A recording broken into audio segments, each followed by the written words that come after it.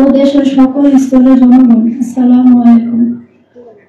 গত 3 জুলাই 2025 তারিখ মুরাদনগর বাঙ্গুরা বাজার থানার অধীনে পরিবাড়ি গ্রামের কিছু আমলিপন্থী দূষর এবং স্থানীয় কিছু সন্ত্রাসী দুষ্কৃতিকারীদের দ্বারা একই পরিবারের 3 জনকে নির্মমভাবে পিটিয়ে এবং কুপিয়ে হত্যা করা হয়েছে। আমি সেই পরিবারের একজন সদস্য। একই ঘটনায় আমি নিজেও মারাত্মকভাবে জখম ও আহত হয়েছিলাম। আপনারা হয়তো গণমাধ্যমে তা দেখেছেন। এক অসহায় নারীর মাথায় অসংখ্য কূপের জখম এবং শরীরের অসংখ্য আঘাত করা হয়, যা মৃত্যু শয্যায় যাওয়ার অবস্থা হয়েছিল। সে হতভাগ্য অসহায় নারীটি আমি নিজেই। আমাকে আল্লাহ হয়তো প্রাণ ভিক্ষা দিয়েছেন বলে বেঁচে আছি। একই সাথে এটিও বলতে চাই, আমার মা ভাই বোনের নির্মম হত্যার সাথে জড়িতদের বিচার দেখার জন্য হয়তো আল্লাহ আমাকে বাঁচিয়ে রেখেছেন।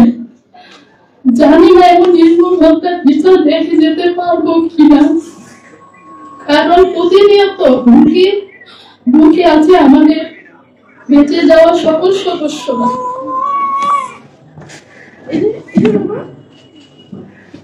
প্রিয় সাংবাদিক ভাইয়েরা, আপনাদের মাধ্যমে হত্যাকাণ্ডের কিছু কথা তুলে ধরা দরকার, যাতে বর্তমান সরকারের প্রধান উপদেষ্টা, আইন উপদেষ্টা ও স্বরাষ্ট্র উপদেষ্টার দৃষ্টি গোচর হয় এবং দেশবাসীর কাছে পরিষ্কার হয়। এখন আমরা ভুক্তভোগী হয়েও কিভাবে ন্যায় বিচার থেকে আমাদেরকে বঞ্চিত করা হচ্ছে, এমনকি বেঁচে থেকেও যেন আমাদের কাল হয়েছে। বিচার চাওয়ার তো অধিকারই নেই, উল্টো নিজেদেরই জীবন বাঁচাতে পালিয়ে বেড়াতে হচ্ছে। কারণ এই হত্যাকাণ্ড শুরু থেকে মদত দিয়ে যাচ্ছে বর্তমান অন্তর্বর্তীকালীন সরকারের প্রভাবশালী উপদেষ্টা আসিফ মাহমুদের বাবা বিল্লাল মাস্টার।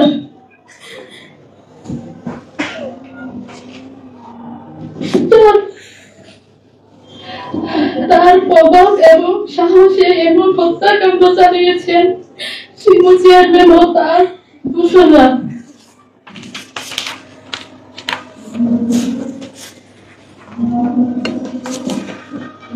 যেভাবে হত্যার পরিকল্পনা করা হয়, প্রথম পরিকল্পনা করে আমার মাকে মেরে ফেলল।